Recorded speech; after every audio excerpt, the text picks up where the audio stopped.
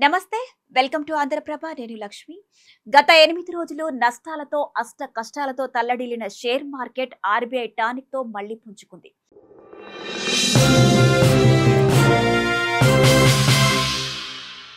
RBI repo rate యథాతథం global cues ప్రభావంతో క్షీణత్వం వెంటాడిన మెటల్స్ బ్యాంకింగ్ ఐటీ సెక్టార్లు వెనక్కి తగ్గలేదు మొత్తం మీద మార్కెట్ ట్రెండ్ పాజిటివ్ సినారియోతో కంటిన్యూ అయింది స్టాక్ స్పెసిఫిక్ ట్రేడింగ్ డామినేట్ చేసింది ఫలితంగా షేర్ మార్కెట్ 4.63 లక్షల లాభాన్ని తన ఖాతాలో వేసుకుంది సెప్టెంబర్ 29న 24,634.90 పాయింట్లతో ముగిసిన నిఫ్టీ అక్టోబర్ 3 నాటికి 24,894.25 పాయింట్లకు చేరింది అంటే 259.35 పాయింట్లు పెరిగాయి ఇక సెన్సెక్స్ 80,364.94 పాయింట్ల నుంచి 81,207.17కు ఎగబాకింది ఇండెక్స్ లో 842.23 పాయింట్లు పెరిగాయి సెప్టెంబర్ 29-30 తేదీల్లో -0.1% నష్టం వెంటాడితే అక్టోబర్ 1న 0.92%, అక్టోబర్ 3న 0.23% లాభాలతో తేరుకుంది మెటల్స్ పవర్ బ్యాంకింగ్ సెక్టార్లు బలంగా పుంజుకోగా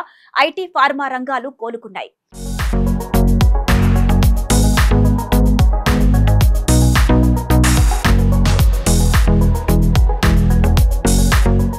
ఇక ఆటో కన్స్యూమర్ గూడ్స్ సెక్టార్లు -1.2% దెబ్బతిన్నాయి గ్లోబల్ క్యూస్ వోలటాలిటీలోనూ మెటల్స్ ర్యాలీ సాగింది ఇందులో టాటా స్టీల్ 3.5%, పవర్ సెక్టార్లో పవర్ గ్రిడ్ కార్పొరేషన్ 2.9%, బ్యాంకింగ్ రంగంలో axis Bank 2.2%, Kotak Mahindra bank +1.8%, infra రంగంలో లార్సన్ అండ్ టర్బో L&T 1.5% లాభంతో ఖుషీగా ఉన్నాయి ఇక గత వారం నష్టాల నుంచి ఐటీ సెక్టార్లోని విప్రో తేరుకుంది 1.55% రికవరీ సాధించింది యాక్సిస్ బ్యాంక్ 2.2%, అంతర్జాతీయ ధరల మద్దతుతో మెటల్ సెక్టార్లో హిందాల్ కార్పొరేషన్ 1.8%, జ్యువెలరీ సెక్టార్లో టైటాన్ 1.2% రికవరీ సాధించాయి ఇక Coal India -1.3%, tech Mahindra -1.3%, Maruti Suzuki -1.2%, Max health care -1.0%, doctor Reddy's labs -0.8% నష్టాలను మూటగట్టుకున్నాయి కాగా మొత్తం మార్కెట్ క్యాపిటలైజేషన్ లో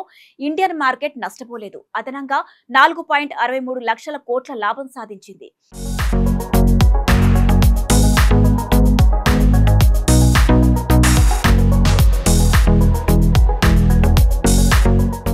సెప్టెంబర్ 26 నాటికి 450.55 లక్షల కోట్ల నుంచి అక్టోబర్ 3 వరకు 455.18 లక్షల కోట్ల పెట్టుబడిని సాధించింది అంటే 3.63 లక్షల కోట్లు పెరిగింది ఎటు చూసినా లాభాలతో షేర్ మార్కెట్ దసరా సందడి చేసినట్టే కనిపిస్తోంది ఇది సరే అక్టోబర్ 6 నుంచి 10 వరకు అనుకూల అంశాలను చూస్తే 24,200 నుంచి 25,000 రేంజ్ లో నిఫ్టీ ట్రేడ్ అవ్వచ్చు 24,600 పాయింట్లకు చేరే అవకాశం ఉంది లేదా 25,100 పాయింట్లతో ప్రతిఘటించవచ్చు సెన్సెక్స్ 81,000 నుంచి 82,000 పాయింట్ల మధ్య నిలకడగా ఉండవచ్చు America jobs report India index of industrial production data foreign investments inflow stock specific trading continue metals banking బలంగా ఉండవచ్చు గ్లోబల్ టెన్షన్స్ తో వటాలిటీ పెరిగే ఛాన్స్ ఉంది ఇక 2025లో ఇండియన్ స్టాక్ మార్కెట్ లో విదేశీ మదుపర్లు భారీగా షేర్లు అమ్మేస్తున్నారు దీంతో స్టాక్ మార్కెట్ లో పెట్టుబడులన్నీ ఆవిరైపోతున్నాయి అందుకే సెన్సెక్స్ నిఫ్టీపై ఒత్తిడి పెరిగింది ఈ స్థితిలో దేశీయ మదుపర్లు కొనుగోళ్లు పెంచి మద్దతు ఇస్తున్నారు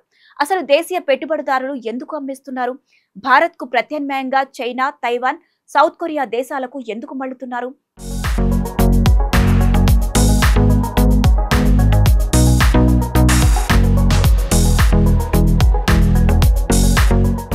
హై వాల్యుయేషన్ వల్లనే ప్రపంచ సగటు కంటే భారతీయ స్థానికుల ఖరీదు విలువ అత్యధికం కొనుగోలు ఆదాయం నిష్పత్తి 22-25 కావడంతో మరింత ఆకర్షితులవుతున్నారు కార్పొరేట్ సంస్థల త్రైమాసిక లాభాలు తక్కువగా పోస్ట్ అవుతున్నాయి ఇక బ్యాంకింగ్ లో క్రెడిట్ డిమాండ్ తగ్గింది క్రెడిట్ కాస్ట్ పెరిగింది దీనికి తోడు ప్రపంచ దేశాల్లో అనిశ్చిత పరిస్థితులు అమెరికా భారత్ ట్రేడ్ డీల్ జాప్యం జరగడం 50% మేరకు దిగుమతుల సుంకాన్ని పెంచడం రష్యా ఉక్రెయిన్ మధ్య టెన్షన్స్ తో క్యాపిటల్ ఫైట్ కూడా జరుగుతోంది ఇక అమెరికా డాలర్ బలం ఫెడ్ రేట్ పాలసీలు కూడా ప్రభావం చూపిస్తుంటే చైనా స్టిమ్యులేషన్ ప్యాకేజీలు తైవాన్ సెమీ కండక్టర్ భూమితో విదేశీ మదుపర్లు దారిమళ్లుతున్నారు ఈ కారణంగానే ఈ ఏడాది జనవరి నుంచి సెప్టెంబర్ నెలాఖరు వరకు 2.40 లక్షల కోట్లు భారతీయ మార్కెట్ నుంచి వెళ్లిపోనున్నాయి